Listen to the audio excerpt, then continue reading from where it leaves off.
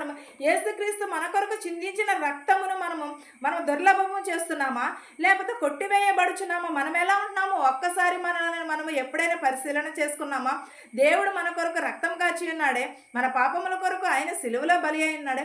మనం విశ్వాసమును కలిగి ఉంటున్నామా, మనం నిరీక్షణను కలిగి ఉంటున్నామా, ఎలా ఉంటున్నామో ఒక్కసారి ఆలోచించుకోండి. మనం ఏంటి, ఇది ఈ రోజు బాగుండొచ్చు, మనము రేపు బాగుంటాం, కానీ దేవుడు తీర్పు రోజున ఒక రోజున మనం లెక్క అప్పగించుకోవాలి.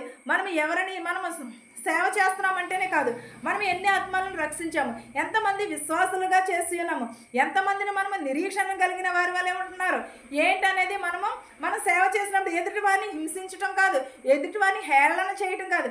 ముందు మన ప్రవర్తనను జాగ్రత్తగా చూసుకోవాలి, తర్వాత ఎదుటివారి ప్రవర్తన కోసము మనము ఆలోచించాలి. అంతేగాని మనం ఏం చేస్తున్నామంటే మన కంటిలో దూలమును ఉంచుకుని ఎదుటివారి కంటిలో నలుసుని తీయడానికి ప్రయత్నిస్తాం.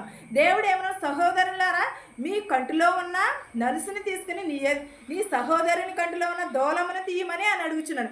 మనం ఎదుటివారిని ఏమనకపోయినా పర్వాలేదు, కానీ విశ్వాసంలో మనం అన్నాడు, విశ్వాసులను నేను విశ్వాసపరురాలిని, నేను విశ్వాసురాలిని అని చెప్పటం కాదు, మనలో ఉండాలి విశ్వాసం అనేది. దేవుడు చూపిస్తాడు విశ్వాసం అనేది, ఒకరు చెప్తే వచ్చేది కాదు. విశ్వాసం అనేది ఒకరు మనం వాక్యంలో నుండి తెలుసుకునటమే, వాక్యం ద్వారా అనుసరించి నడుచుకోవటం అనేదే విశ్వాసము.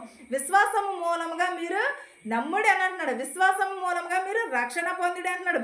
యేసుక్రీస్తునందు మనకి మన శరీర ఆచారాలను మనం సున్నతి చేయించుకున్న వారు ఎలా ఉంటారు? దేవుని సేవకు అర్హులు. సున్నతి చేయించుకున్న వారు అర్హులు కాదని అంటున్నాడు. ఒక్కసారి జ్ఞాపకం చేసుకొని దూరస్తులై ఉండు. యేసుక్రీస్తు రక్తము వలనే మనము ఎలా ఉన్నాము, ఆయన